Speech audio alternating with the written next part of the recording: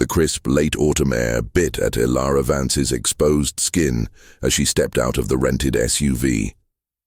Rain-slicked asphalt shimmered under the overcast sky, reflecting the skeletal branches of towering pines that hemmed the long, winding driveway. St. Hilda's healing retreat, nestled deep within the Catskill Mountains of New York, was not what she'd pictured. The brochure had promised sprawling lawns and sun-drenched verandas. Instead, a formidable Gothic revival mansion loomed, its dark stone facade seemingly absorbing the last vestiges of daylight. A single flickering gas lamp near the heavy oak door cast long, dancing shadows, adding to the unsettling atmosphere. Elara clutched her worn leather bag tighter, the weight of her anxieties pressing down on her more than the damp chill. The past year had been a blur of sleepless nights and gnawing guilt after the tragic accident that had claimed her younger sister, Lena. Therapy hadn't worked. The support groups felt hollow, and her once vibrant life had faded into a dull, grey existence. When a cryptic online advertisement for St. Hilda's, promising complete spiritual and emotional recalibration, had appeared, a desperate flicker of hope ignited. 58 women had reportedly found solace and a new beginning here. Could she be the 59th? She remembered the strange, almost hypnotic voice on the phone when she called to inquire.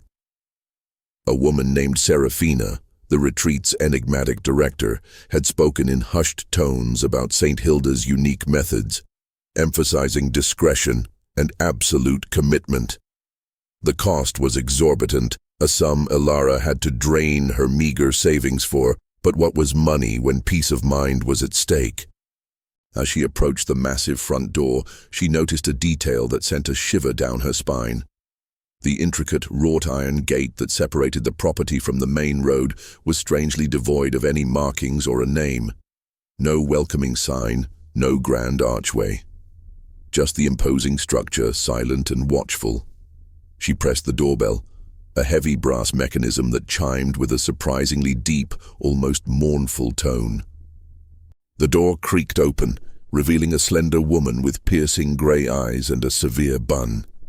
Her black ankle-length dress and lack of discernible warmth made her seem more like a spectral guardian than a welcoming hostess.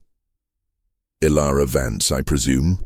the woman stated, her voice flat, devoid of any inflection. "Yes, that's me," Elara managed, her voice a little shaky. "I have a reservation. Follow me," the woman commanded, turning without waiting for a response. Elara stepped inside, and the heavy door swung shut behind her with a definitive thud, plunging the entrance hall into near darkness, save for the weak glow filtering from an inner corridor.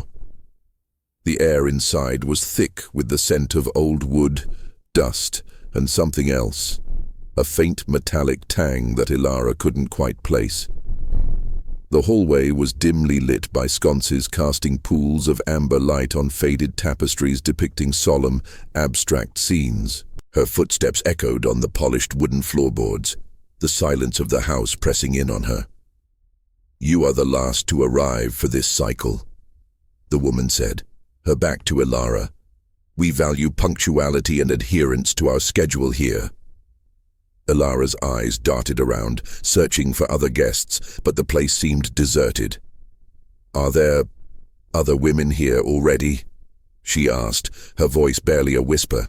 "They are already engaged in their initial sessions," the woman replied, her voice unwavering. "You will be escorted to your room. Your orientation will begin promptly at dawn tomorrow." They reached a narrow staircase, its banister intricately carved but cold to the touch. As they ascended, Elara couldn't shake the feeling of being watched. Her gaze snagged on a series of framed photographs lining the wall. They were old, faded portraits of women, all with the same serene, almost detached expression. They looked content, yet something about their eyes seemed vacant. One of the frames was conspicuously empty, a stark, unsettling void. "This is your room," the woman announced, opening a heavy wooden door. The room was sparse, A single bed with a crisp white duvet, a small nightstand and a heavy wardrobe. A single unadorned window overlooked a dense, dark forest. No television, no radio, no personal touches. It felt less like a retreat and more like a cell. Dinner will be served in an hour. Do not stray from your room until then, the woman instructed, her gaze lingering on Elara for a moment too long before she finally closed the door, leaving Elara alone in the chilling silence. Elara walked to the window, pressing her forehead against the cool pane. The vast, dark expanse of trees seemed to swallow the last traces of natural light. A sudden, inexplicable wave of unease washed over her. 58 women had come here and never returned. Had they truly found peace, or had something more sinister transpired within these ancient walls? A cold knot formed in her stomach. She was here, isolated, with no one but strangers. And the feeling that she had made a terrible mistake was starting to solidify into a chilling certainty. If this story has hooked you, don't forget to subscribe to the channel so you don't miss the next chapters of this journey of mystery and suspense. Remember, this is a work of fiction. The chime of a faint, distant bell startled Elara from her uneasy sleep. It was still dark outside, the forest a blacker canvas against the deep gray of the pre-dawn sky. A sliver of light beneath her door indicated the hallway outside was now illuminated. She fumbled for her phone, checking the time. 5:30 a.m. Punctual indeed. The metallic tang she'd noticed yesterday seemed stronger, a subtle, almost imperceptible undertone to the musty air of the old mansion. Hesitantly, Elara opened her door. The hallway was indeed lit, but sparsely casting long, dramatic shadows. Other doors along the corridor remained closed, silent. Following a faint murmur of voices, she made her way towards what seemed to be a dining area. As she approached, the metallic scent intensified, blending with the aroma of freshly brewed coffee and something vaguely herbal. The dining room was a large, austere space with a long wooden table. Several women were already seated, sipping from ceramic mugs. They all wore simple, unadorned grey robes, similar to the one Elara had found folded neatly on her bed. The woman who had greeted her yesterday, who Elara now assumed was the severe Serafina, stood at the head of the table, her presence radiating a chilling authority. Elara took an empty seat, feeling the weight of their collective gaze. The women, despite their varied ages and backgrounds, shared a striking commonality. An unnerving stillness, an almost vacant quality in their eyes, much like those in the photographs upstairs. One woman, however, sat a little apart, her shoulders hunched, a nervous tremor in her hands as she gripped her mug. She had bright, darting eyes that seemed to constantly scan the room, a flicker of fear underlying their movement. "Welcome, Elara," Serafina said, her voice a low, resonant hum that seemed to fill the room. "I am Serafina. You are now part of St. Hilda's, a sanctuary dedicated to profound transformation." She gestured to the room. "These are your fellow seekers. We ask that you maintain a respectful silence during meals, allowing for inner reflection." The meal was simple: oatmeal and a tasteless herbal tea. The silence was indeed heavy, punctuated only by the clinking of spoons and the occasional rustle of cloth. Elara tried to engage the woman with the nervous eyes. "Hi, I'm Elara," she whispered, leaning slightly. The woman flinched, then glanced nervously at Serafina before offering a quick, almost imperceptible nod. Her name, Elara later overheard, was Sarah. After breakfast, Serafina led them to a large, dimly lit room furnished with rows of meditation mats. "Our mornings begin with silent contemplation," Serafina announced. "You will learn to quiet the external world, to listen to the whispers within." As the meditation began, Elara found it impossible to focus. Her mind raced, replaying the unsettling welcome, the empty photograph frame, the vacant eyes of the other women. The metallic scent, faint but persistent, seemed to permeate the air. What was it? Iron? Blood? She chastised herself. Her imagination was running wild. It was an old building, undoubtedly with old pipes. During a break, Elara cautiously approached Sarah. "Have you been here long?" she asked, keeping her voice low. Sarah's eyes darted around again. 2 weeks, she whispered, her voice hoarse. "It's intense." "I noticed the empty frame upstairs," Elara ventured, trying to sound casual. "Do you know anything about it?" Sarah's face paled. She looked away, her lips pressing into a thin line. "We don't talk about the departed," she mumbled, almost inaudibly. "It's part of the process." Elara pressed on. 58 women, Sarah, that's a lot. Do they write letters, contact their families?" Sarah shook her head slowly, her eyes wide with a mixture of fear and something else Elara couldn't decipher. "No. Once you're here, you're disconnected. Serafina says it's essential for healing." She leaned closer, her voice dropping to a conspiratorial whisper. "But some of them, they just vanish. One day they're here, the next, gone. No goodbyes, no explanation." A cold dread coiled in Elara's stomach. "Vanished? What do you mean?" Before Sarah could elaborate, Serafina's sharp voice cut through the air. "Ladies, your break is over. Return to your mats." Sarah instantly recoiled, her face contorting with fear, and hurried back to her spot, leaving Elara with a chilling sense of foreboding. The rest of the day followed a strict regimen of silent activities, group meditations, guided inner journeys, and bland, nutrient-dense meals. Every interaction with Serafina, or her equally silent assistants, felt like an interrogation, their gazes scrutinizing, searching. Elara tried to appear compliant, to blend in, but the questions Sarah had planted in her mind festered. Later that evening, after a light, silent dinner, Elara returned to her room. The silence of the mansion was profound, almost suffocating. She tried the door handle. It turned, but when she pushed, it was locked from the outside. A new sickening wave of panic washed over her. They were locked in.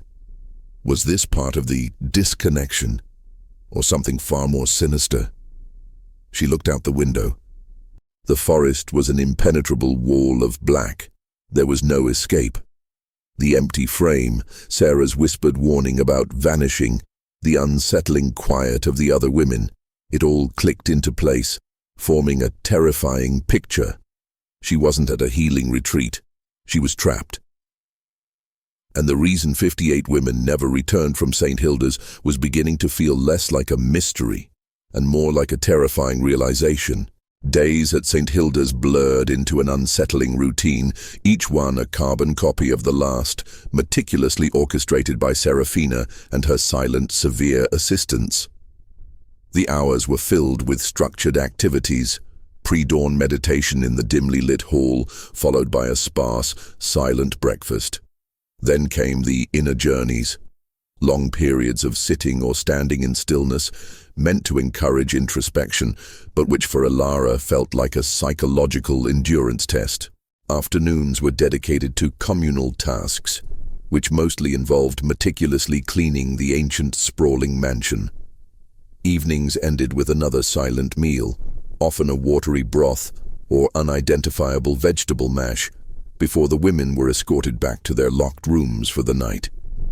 The oppressive silence was a constant companion, broken only by Serafina's low, measured voice during instructions or the soft rustle of their grey robes.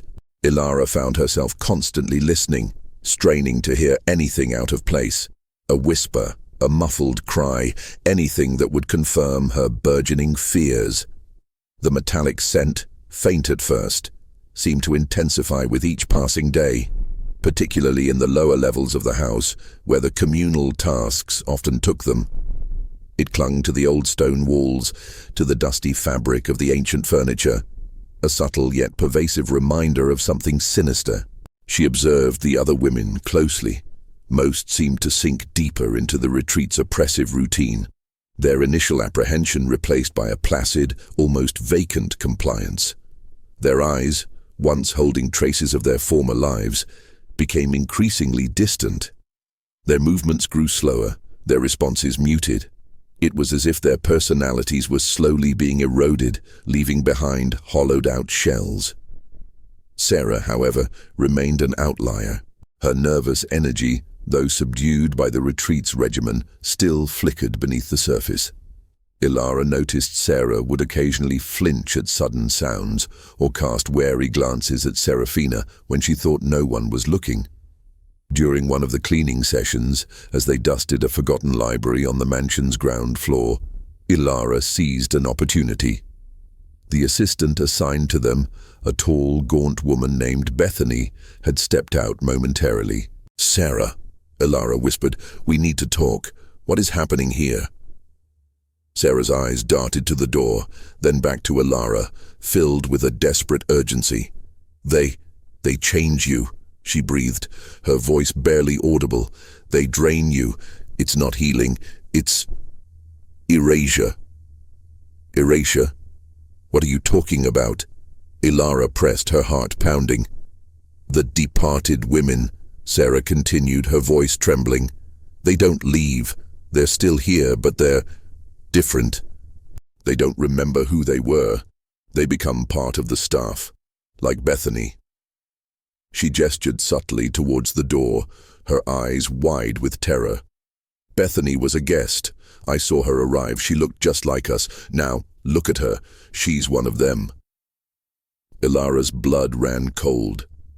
She remembered Bethany's flat voice, her unfeeling gaze. It wasn't just Sarah's fear. It explained the vacant eyes of the photographs, the empty frame, the chillingly detached demeanor of the staff. It explained the healing. It was brainwashing, reprogramming.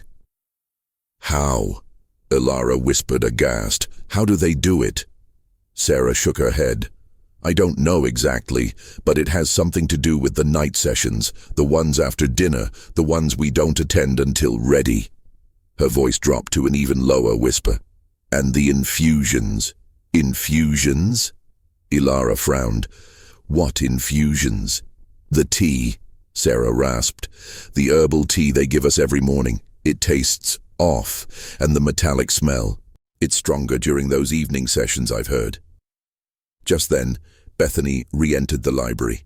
Sarah instantly snapped back to dusting, her face a mask of carefully constructed indifference. Elara pretended to examine a bookshelf, her mind reeling. The herbal tea, the metallic tang, the inner journeys. And the women who had vanished, only to reappear as blank-faced staff.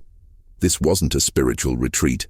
It was a factory for creating docile, obedient drones. That night, alone in her locked room, Elara pressed her ear against the door, straining to hear any sounds from outside.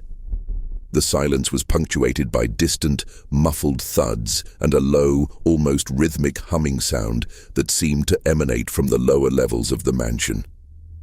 It was a sound that had been there every night, subtle enough to be dismissed as the old house settling. But now, armed with Sarah's terrifying revelation, it took on a sinister resonance. Was that where the night sessions took place, where the women were recalibrated? A frantic urge to escape surged through her. She tried the window again, still locked and too high to jump even if it weren't. She paced the small room, her mind racing, searching for a way out. She had to warn someone to stop this. But how? She was completely isolated. They had taken her phone upon arrival, citing digital detox as part of the healing process.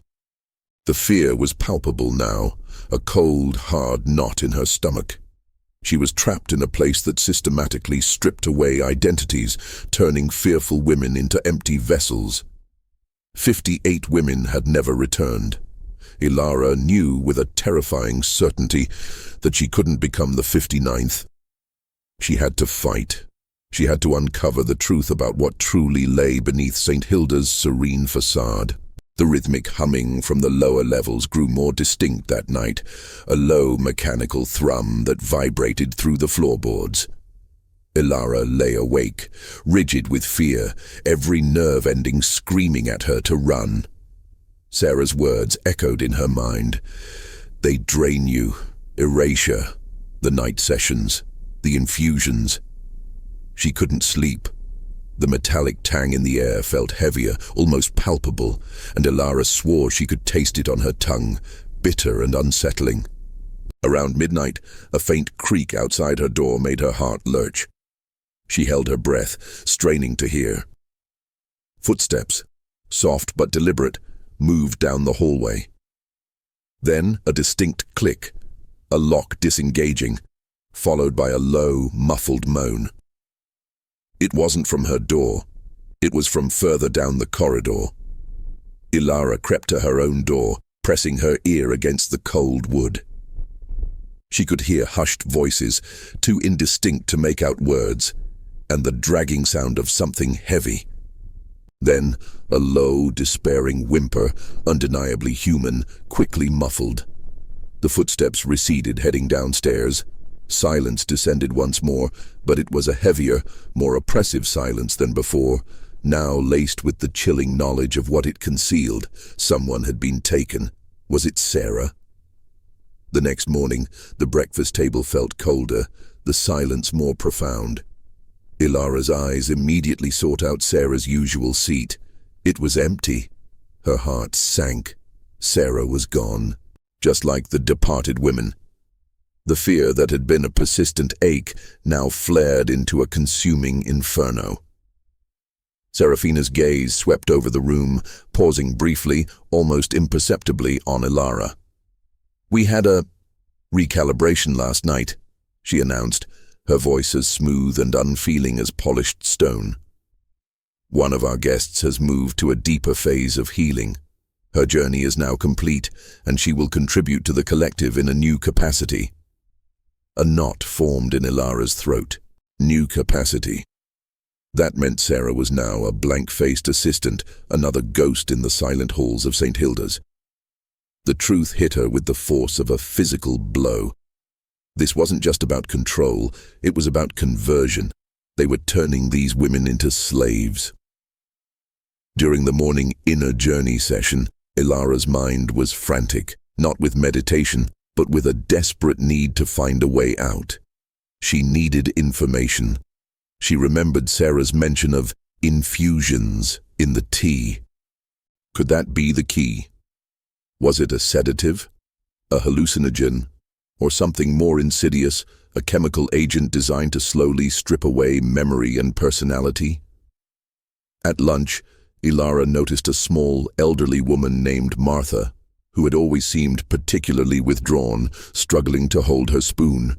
Her hands trembled violently, and her eyes, though still vacant, held a fleeting flicker of confusion, a shadow of an individual trapped within the shell.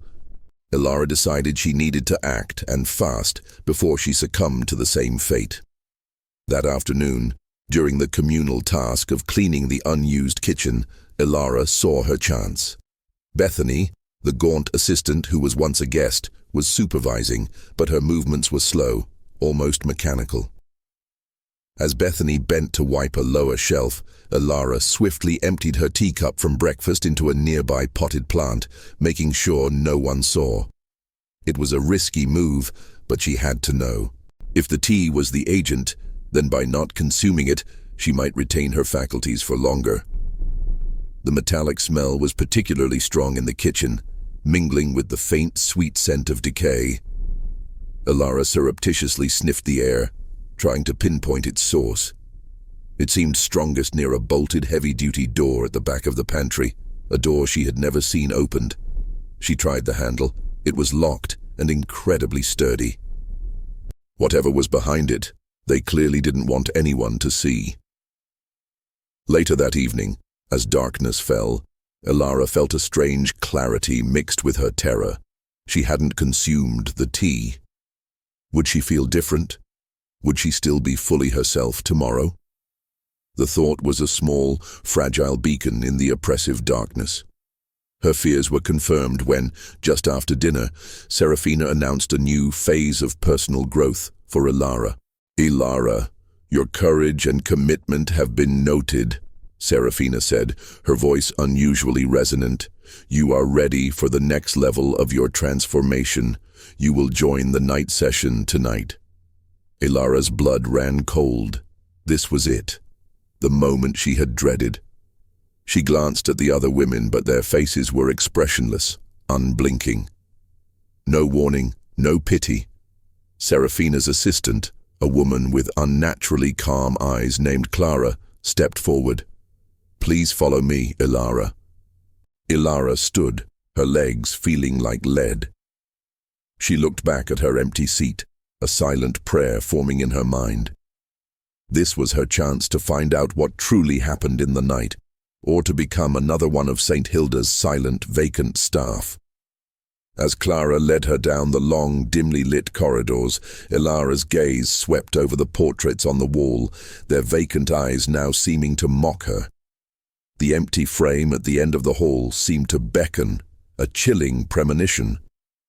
She could not, would not, become the 60th empty frame. She had to fight.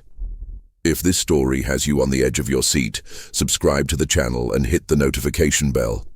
Don't miss a single terrifying twist in Elara's fight for survival. Remember, this is a work of fiction. Clara led Elara past her usual floor, descending a narrow, winding servant staircase that smelled strongly of damp earth and that persistent metallic tang. The air grew colder, heavier, with each step downwards. The muffled humming sound, which Elara had heard every night, intensified, now accompanied by a faint rhythmic thump-thump-thump that seemed to vibrate deep within the very foundations of the mansion. They reached a heavy, unadorned wooden door. Clara produced a large antique key from her pocket, the metal glinting faintly in the dim light of a single bare bulb hanging overhead. The lock groaned as it turned, a sound that seemed to echo through the silence. As Clara pushed the door open, a blast of cold, stale air, thick with the metallic scent, hit Elara's face. Beyond the door lay a long subterranean corridor, its stone walls slick with condensation. Bare bulbs, spaced at irregular intervals, cast pools of sickly yellow light, barely illuminating the oppressive darkness. The rhythmic thump-thump-thump was louder here, undeniably mechanical. At the far end of the corridor, another heavy door, this one made of metal, glinted ominously. "This way, Elara," Clara said, her voice devoid of emotion. Her eyes, though, seemed to hold a strange, almost manic glint in the flickering light. Elara's heart hammered against her ribs. She forced herself to walk, her senses on high alert. The cold was pervasive, seeping into her bones. The metallic scent was now overpowering, a coppery, almost bloody odor that made her stomach churn. It was the smell of iron, of decay, of something utterly wrong. As they approached the metal door, the rhythmic thumping became deafening, an industrial pulse that seemed to shake the very ground beneath their feet. Clara pulled a lever beside the door, and it hissed open with a hydraulic sigh, revealing a vast, dimly lit chamber. The sight that greeted Elara made her gasp, a choked sound swallowed by the mechanical roar. It wasn't a meditation room or a place for spiritual introspection. It was a factory floor, or rather, a dark, clinical laboratory. Dozens of high-backed chairs, similar to dentist chairs, were arranged in rows, each with intricate wiring and tubes leading from various machines. The rhythmic thumping emanated from a colossal, gleaming metal contraption at the center of the room, its gears whirring, its various arms extending and retracting with precise, terrifying efficiency. Tubes snaked across the floor, connecting to large vats of clear, viscous liquid. The metallic smell was strongest here, mixed with a faint, clinical odor of antiseptic and something acrid. And in some of the chairs, slumped and still, were women. Their eyes were closed, their faces pale and slack. Wires ran from their temples, their wrists and their ankles, connecting them to smaller humming consoles beside each chair. Serafina stood near the central machine, her silhouette stark against the glow of its myriad lights, overseeing the operation with an air of cold triumph. Other staff members, their faces equally blank, moved silently between the chairs, adjusting dials, checking readouts. "Welcome, Elara," Serafina's voice, amplified by the acoustics of the chamber, boomed through the mechanical hum. "Welcome to the heart of St. Hilda's. This is where true recalibration occurs." Elara's gaze swept across the room, desperate, terrified. Her eyes landed on a chair near the back. Sarah, slumped, vacant, wires attached to her head. Her face was even paler than before, her vibrant, nervous energy utterly extinguished. "What is this?" Elara rasped, her voice barely audible over the thrum. Serafina turned, a chilling smile gracing her lips. "This, my dear, is the distillation of personality, the purging of emotional impurities. We extract the chaos, the pain, the unwanted memories. We leave only serenity, compliance, control."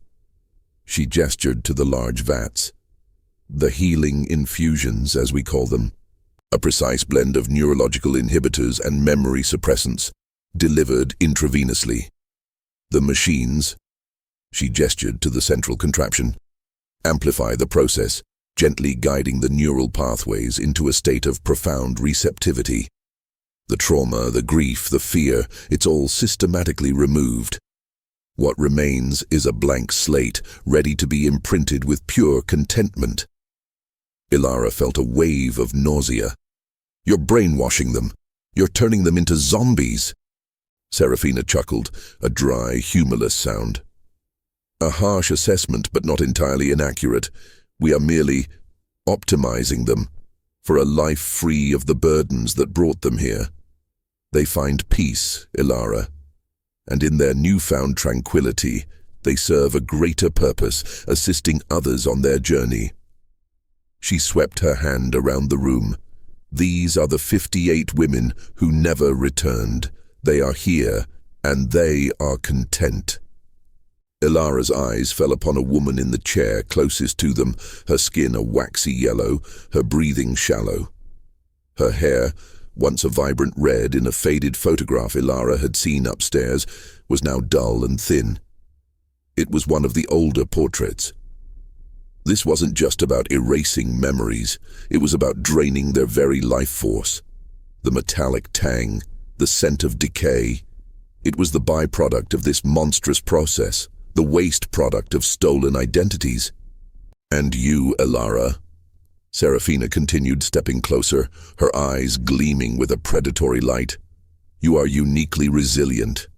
Your defiance, your curiosity, it makes you a perfect candidate for a deeper, more profound transformation. You will be our masterpiece." Clara stepped forward, her hand reaching for Elara's arm. Elara's survival instinct roared to life. She couldn't let them do this. She had to fight. She had to expose this horrifying truth. This wasn't a retreat. It was a prison where souls were systematically stolen. With a sudden burst of adrenaline, Elara pulled back, pushing Clara away. The element of surprise was fleeting. She knew she had mere seconds before they subdued her. Her eyes frantically scanned the chamber, searching for anything, any opening, any tool. Her gaze landed on a heavy wrench lying on a nearby workbench. It was her only chance. She had to fight, not just for herself, but for all the women who had been silenced. The moment Elara shoved Clara, the sterile silence of the laboratory shattered. Clara stumbled back, her expression shifting from placid indifference to a flicker of surprise, a rare break in her otherwise emotionless facade. Serafina's eyes narrowed, a cold fury replacing her calm. "Subdue her," she commanded, her voice cutting through the mechanical hum. Two more assistants, large, silent men Elara hadn't seen before, moved towards her with unsettling speed. Elara, fueled by a primal fear and desperate resolve, didn't hesitate. She lunged for the workbench, her fingers closing around the heavy wrench. It was cold, oily, and offered a satisfying weight. "Stay back!" Elara screamed, swinging the wrench wildly. The unexpected aggression startled the approaching men, giving her a precious second. Her gaze darted around the cavernous chamber. There was a faint red light flashing on the central machine, a low warning alarm. The hydraulic hiss of the metal door behind her meant it had sealed shut. No escape that way. Her eyes fell on the control panel beside one of the processing chairs. Wires, buttons, and a screen displaying complex waveforms. If she could disrupt their process, even momentarily, she might buy herself time. One of the male assistants, a hulking figure, lunged, grabbing her arm. Elara twisted, bringing the wrench down hard against his wrist. He cried out, a guttural sound that was quickly stifled, and recoiled, clutching his injured hand. The other assistant, though, was faster. He moved to tackle her. Desperate, Elara swung the wrench in a wide arc, aiming for the nearest piece of machinery. The wrench connected with a shower of sparks and a loud metallic shriek. A console beside one of the chairs exploded in a burst of light and smoke. The rhythmic thumping of the main machine faltered, sputtering erratically. A high-pitched whine began to emanate from it, growing louder, more piercing. Serafina shrieked, "Stop her! She's damaging the delicate recalibration matrices." Her calm veneer had completely cracked, revealing a frantic, almost panicked woman beneath. Elara knew she had caused chaos. The other assistants, including Bethany, rushed towards her, their movements still stiff, but now imbued with a strange, almost frantic energy, like automatons suddenly overloaded. She had disrupted their carefully controlled environment. She didn't stop. She swung the wrench again, hitting another console, then another. More sparks, more smoke. The central machine's whine intensified, now a deafening, oscillating shriek. The lights in the chamber flickered wildly, casting grotesque, dancing shadows on the walls. The women in the chairs, still sedated, stirred faintly, their bodies twitching. Suddenly, a loud pop echoed through the chamber, followed by a shower of blue sparks from the central machine. The rhythmic thumping died completely. The piercing whine sputtered into silence. The chamber was plunged into near darkness as most of the lights went out, leaving only the dim, emergency red glow from scattered exit signs. Taking advantage of the sudden disarray, Elara spun, her eyes fixed on the now silent central machine. It was massive, a network of wires and tubes, its metallic surface gleaming ominously in the faint light. If she could disable it completely, maybe she could free these women. But Serafina was upon her, her strength surprising. Her fingers, strong and cold, wrapped around Elara's arm. "You fool! You've destroyed years of research!" Serafina hissed, her face contorted with rage. She tried to pry the wrench from Elara's hand. Elara struggled, twisting away. She knew this was her last stand. Her gaze fell upon the main power conduit leading into the central machine, a thick cable snaking across the floor. It was her only target. "You won't get away with this," Elara yelled, her voice raw with defiance. With a desperate surge of strength, she broke free from Serafina's grip, falling to her knees. She raised the wrench high, aiming for the conduit, ignoring the shouts of the approaching assistants. She brought it down with all her might.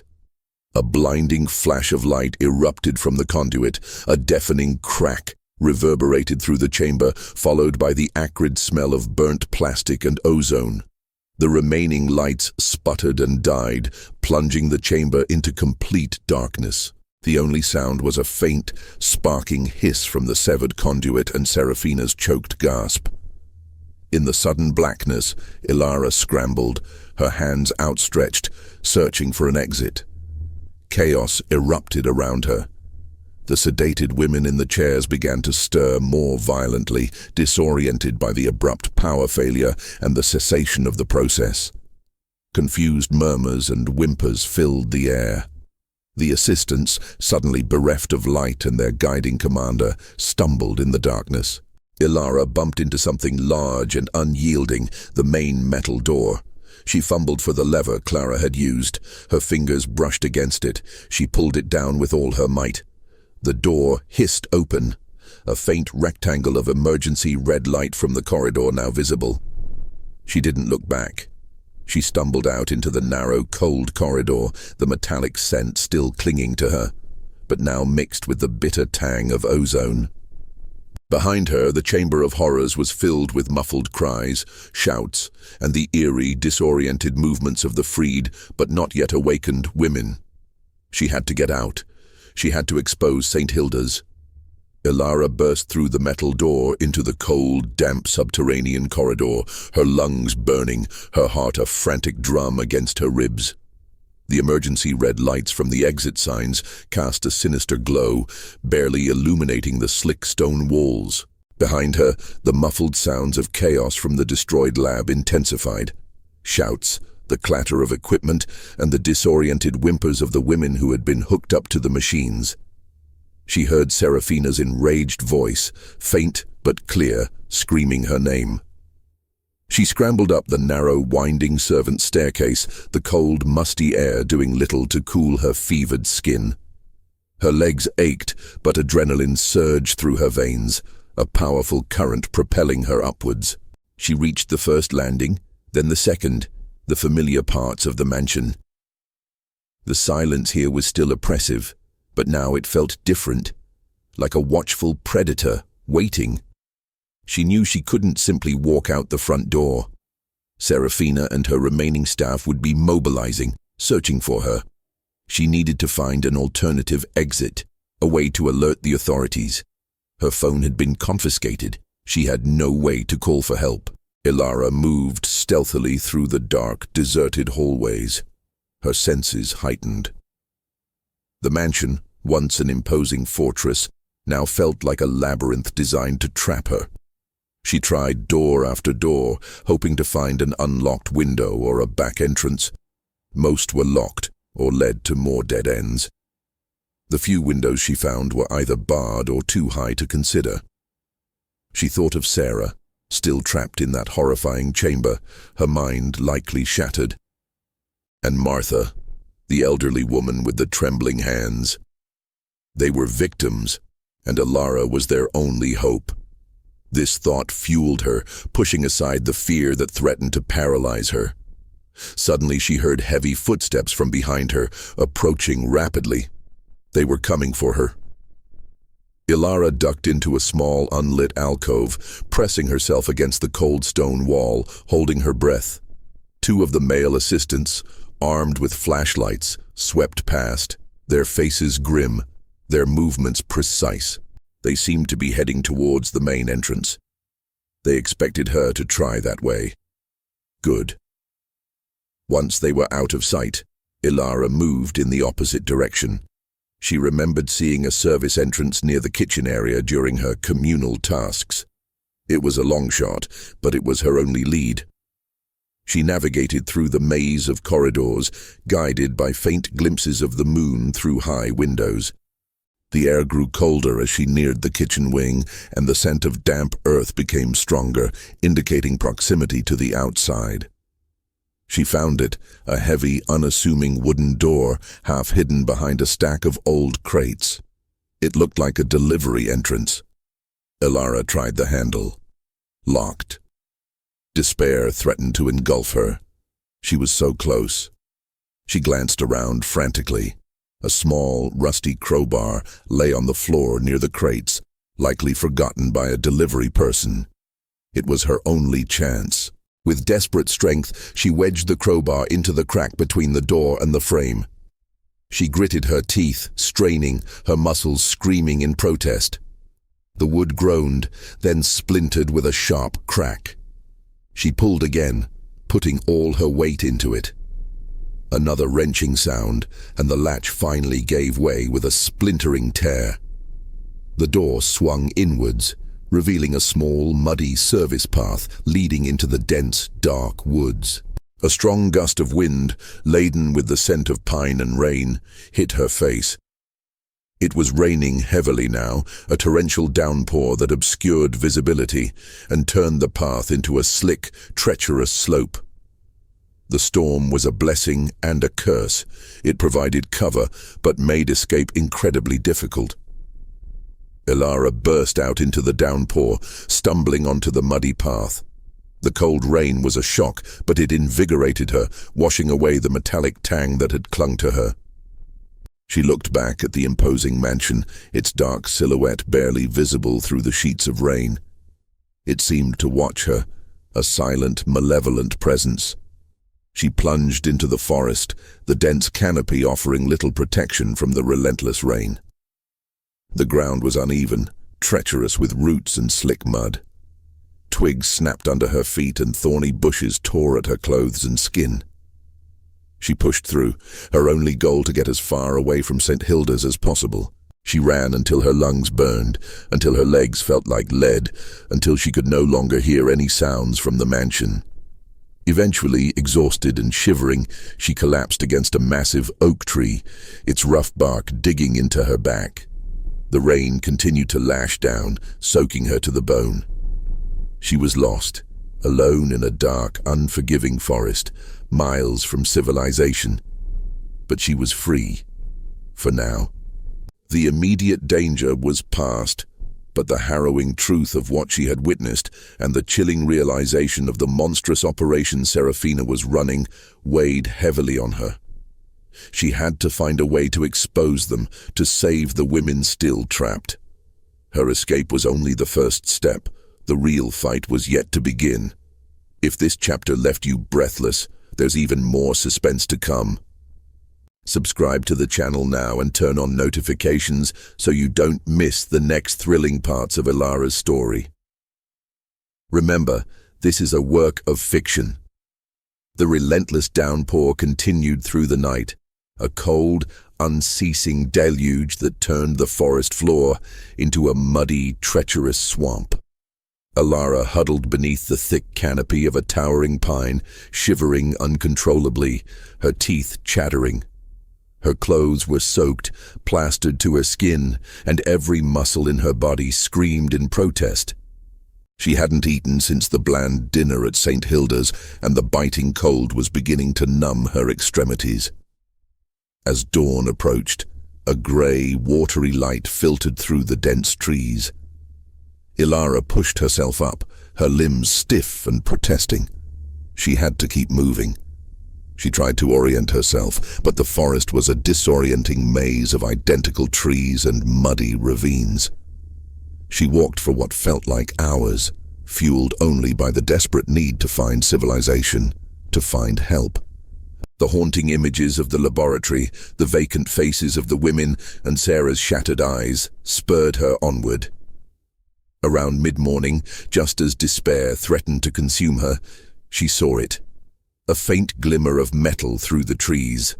A road sign. With a fresh surge of adrenaline, Elara pushed through the last of the undergrowth and stumbled onto a narrow paved road.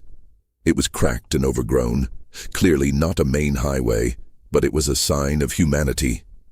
She looked left, then right. No cars, no houses. Just the endless stretch of forest. She chose a direction at random and began to walk, her steps heavy, her mind fixated on finding a phone, any means of contact. She scanned the roadside for any sign of a house or a gas station. After what felt like an eternity, a small faded sign appeared ahead. Maple Creek General Store, 1 mile. Hope surged through her, a desperate, fragile thing. She pushed herself harder, ignoring the pain in her feet. The general store was a ramshackle wooden building, its paint peeling, its windows grimy. A single battered pickup truck was parked outside. The sound of a bell jingling above the door as she pushed it open was the sweetest sound she had heard in days. Inside, the air was warm and smelled of old coffee and dust. A wizened old man with a bushy white mustache stood behind the counter, peering at her over a pair of half-moon spectacles. His eyes widened slightly at her bedraggled appearance. "Well now," he drawled, his voice slow and deliberate. "You look like you've been wrestling a bear, missy." Elara's voice was hoarse, barely a whisper. I need help. I need to call the police." The old man, sensing the genuine distress in her voice, put down his newspaper. "Police, eh? What in tarnation happened to you?" It's a long story," Elara managed, her eyes darting around the small store, half expecting Serafina to burst through the door. "But there's a place, a retreat called St. Hilda's. They're doing terrible things there. They're holding women against their will, brainwashing them." The old man's brow furrowed. "St. Hilda's, you say? Up in the old Blackwood estate?" He shook his head slowly. "Heard tales about that place. Folks go in, don't often come out. But brainwashing, that's quite a claim." "It's true," Elara insisted, her voice rising in desperation. "I saw it. They have machines. They're extracting memories, personalities. They turn them into staff, into empty shells." Tears stung her eyes, hot and raw. The old man looked at her, then at the landline phone on the counter. All right, calm down, child. Tell you what, you look like you need a hot cup of coffee first. You can use the phone right after." He poured a steaming mug and pushed it towards her. Elara gratefully took the mug, her hands trembling as she brought it to her lips. The warmth spread through her, a small comfort in the storm of her emotions. She quickly explained everything, the initial allure of the retreat, the unsettling routine, Sarah's whispers, the discovery of the laboratory, the machines, Serafina's chilling confession, and her desperate escape. The old man listened intently, his expression growing grimmer with each detail. When she finished, he picked up the phone.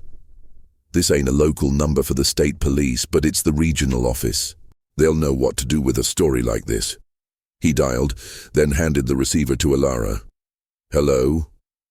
"Yes, I need to report a crime," Elara said, her voice shaking but firm. She repeated her harrowing tale, her words tumbling out in a rush of desperate urgency. The person on the other end, a calm female voice, listened patiently, asking precise, probing questions. Elara gave them the address, described the hidden laboratory, the machines, the fate of the 58 women. She emphasized the psychological manipulation, the forced compliance, the sheer evil of what was happening there. "We understand, ma'am," the officer said finally. "This is a very serious accusation. We'll dispatch a unit immediately. Stay at the general store. We'll send someone to pick you up and take your official statement." Elara hung up, a wave of exhaustion washing over her. She had done it. She had made the call. Relief, profound and dizzying, washed over her, mingled with the chilling knowledge that the real battle was just beginning. Serafina wouldn't give up easily. The truth was out. But now, the authorities had to believe her. And she knew St. Hilda's was a fortress, its secrets well guarded. The state police arrived within the hour, 2 cruisers pulling up to the general store, their lights flashing silently in the grey morning. A stern-faced female detective, her uniform crisp despite the rural setting, introduced herself as Detective Harding. Alongside her was a younger, equally serious male officer. Elara, still shivering from the cold and the residual shock, repeated her story, this time with more detail, drawing a crude map of the mansion and the hidden laboratory on a scrap of paper provided by the old store owner. Detective Harding listened, her expression unreadable, but her questions were sharp and precise, focusing on the mechanics of the recalibration, the layout of the underground chamber, and the number of victims. Elara explained the infusions in the tea, the brainwashing process, and the transformation of guests into staff. The metallic smell, she noted, was strongest in the lab. "This is highly unusual, Ms. Vance," Detective Harding stated, her voice calm. "But your description is consistent and detailed. We'll need to move quickly. If what you say is true, those women are in grave danger." Within another hour, a small convoy of police vehicles, including an ambulance, was assembled at the edge of the St. Hilda's property. The rain had finally let up, leaving the forest dripping and the air heavy with moisture. Elara, now wrapped in a scratchy blanket provided by the police, pointed out the hidden service entrance she had used to escape. "That's likely their primary access point for supplies and discreet movements," Detective Harding observed, eyeing the broken door. "They won't be expecting us there." The police, moving with military precision, breached the service entrance. Elara remained with a small team outside, her heart pounding with a mixture of hope and dread. She strained her ears, listening for any sounds from within the silent mansion. Minutes stretched into an agonizing eternity. Suddenly, muffled shouts erupted from inside, followed by the shattering of glass and the distinct sound of a struggle. A moment later, 2 officers emerged, dragging Serafina, her face contorted in a furious snarl, her eyes burning with a chilling, almost maniacal defiance. She was handcuffed, still struggling, screaming obscenities about ignorance and primitive minds. Her serene facade was utterly gone, replaced by raw, unbridled rage. Soon after, more officers emerged, escorting the now disoriented but visibly relieved women from the main parts of the mansion. Some were dazed, others weeping, confused but clearly no longer under the retreat's pervasive influence. They had been spared the night sessions. But what about those in the lab? Detective Harding returned, her face grim. "Ms. Vance, we found it. The chamber. It's exactly as you described." Her voice softened slightly. "It's horrific. We found the women connected to the machines. They're alive but unresponsive. We've called for medical teams specializing in neurological trauma." Elara's gaze fell upon an ambulance slowly backing up to the service entrance. Paramedics, clad in protective gear, were carefully wheeling out gurneys, each bearing a pale, still form. She saw Sarah, her eyes open but vacant, staring sightlessly at the sky. A profound wave of sorrow washed over Elara. Sarah was alive, but the bright, nervous spark that had once defined her was gone. It was a victory, but a heartbreaking one. The police secured the mansion, confiscating the strange machinery and the vats of viscous liquid. Forensics teams swarmed the property, collecting evidence. News helicopters, having caught wind of the unfolding drama, began to circle overhead, their rotors thrumming like angry wasps. St. Hilda's healing retreat, once a secretive, alluring enigma, was now exposed, its horrifying truth laid bare for the world to see. Over the next few days, Elara was debriefed extensively by law enforcement and federal agents. Her testimony was crucial in understanding the complex, terrifying operation Serafina had orchestrated. They discovered Serafina was a disgraced neuroscientist, stripped of her license years ago for unethical human experimentation. She had established St. Hilda's as a twisted extension of her research, exploiting vulnerable women seeking solace, turning them into a compliant workforce, and the subjects of her horrific experiments in personality erasure. The metallic tang was confirmed to be trace elements from the chemical compounds used in the infusions, slowly poisoning their systems and eroding their cognitive functions. The 58 women who had never returned were indeed found within the compound, some as blank-faced staff, who were now slowly regaining fragments of their memories in specialized medical facilities, others like Sarah, requiring intensive care for severe neurological damage. The empty frame upstairs, the police found, was a macabre trophy, a chilling record of each successful transformation. Elara's own experience, though traumatic, gave her a unique perspective. She realized that the initial emotional fragility that drew women to St. Hilda's was precisely what Serafina exploited. The slow, insidious process of isolation, sensory deprivation, subtle drugging through the tea, and repetitive, empty rituals gradually eroded their sense of self, making them vulnerable to the more aggressive brainwashing in the lab. Elara's defiance, her refusal to succumb to the healing infusions the day before the night session, had been her unexpected shield, preserving her mind just enough to fight back. The story of St. Hilda's healing retreat quickly became a national sensation, dominating headlines and sparking outrage. Serafina was charged with multiple counts of kidnapping, aggravated assault, practicing medicine without a license, and human experimentation.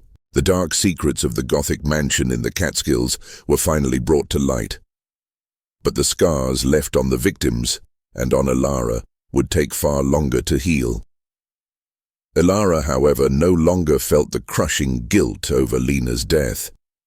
Her sister's memory became a source of strength, a reminder that she had fought for others, for truth, and for justice.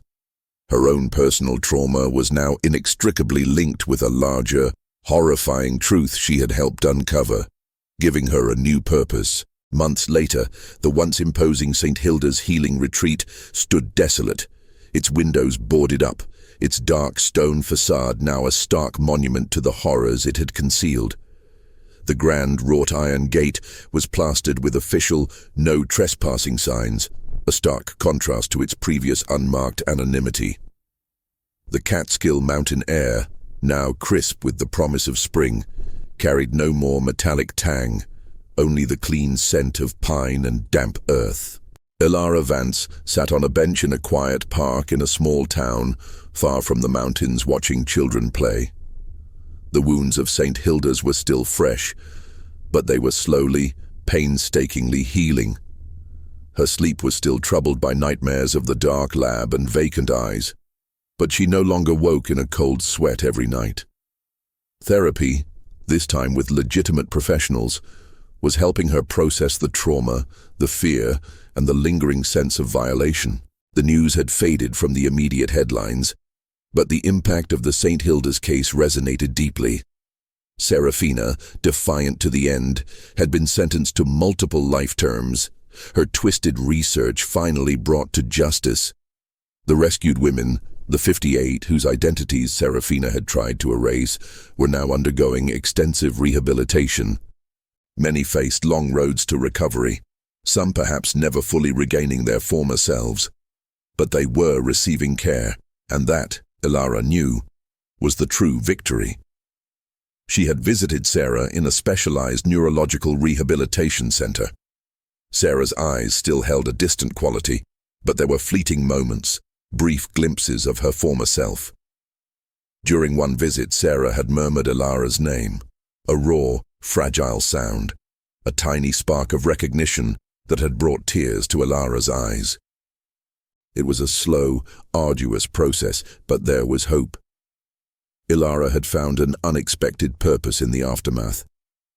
She became an advocate for victims of psychological manipulation and cults, using her own harrowing experience to warn others and to support those who had suffered similar fates. She spoke at conferences, shared her story with support groups, and worked with organizations dedicated to mental health and ethical treatment. Her voice, once shaky and filled with fear, now resonated with conviction and empathy. She used the notoriety of the St. Hilda's case to shed light on the insidious ways vulnerability could be exploited. The guilt over Lena's death, the initial catalyst for her journey to St. Hilda's, had transformed. It no longer crippled her. Instead, it was a reminder of her resilience, of the strength she had found in the face of unimaginable terror. She had gone to St. Hilda's seeking to erase her pain, to escape her past. Instead, she had confronted a deeper darkness and emerged with a renewed sense of self and a fierce determination to fight for others. The empty frame she had seen in the mansion, the symbol of the vanishing women, no longer haunted her. Instead, it served as a stark reminder of the lives that had almost been lost and the identities she had helped save. The true narrative of the 58 women was no longer one of silent disappearance, but of survival, of rescue, and of the slow, painful journey back to themselves. Elara still carried the echoes of St. Hilda's within her, the metallic tang, the memory of the humming machines, the chilling sound of Serafina's voice.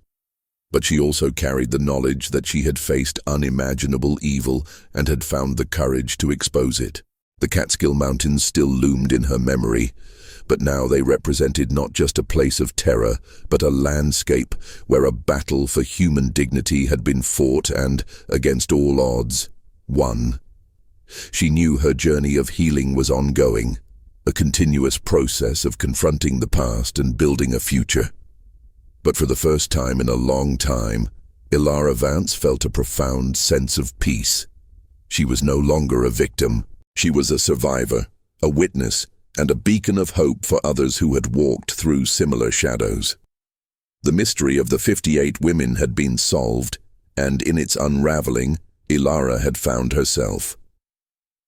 If Elara's incredible journey of survival and justice has moved you, please subscribe to the channel for more gripping stories and thought-provoking content. Your support helps us bring important narratives to light. Remember, this is a work of fiction,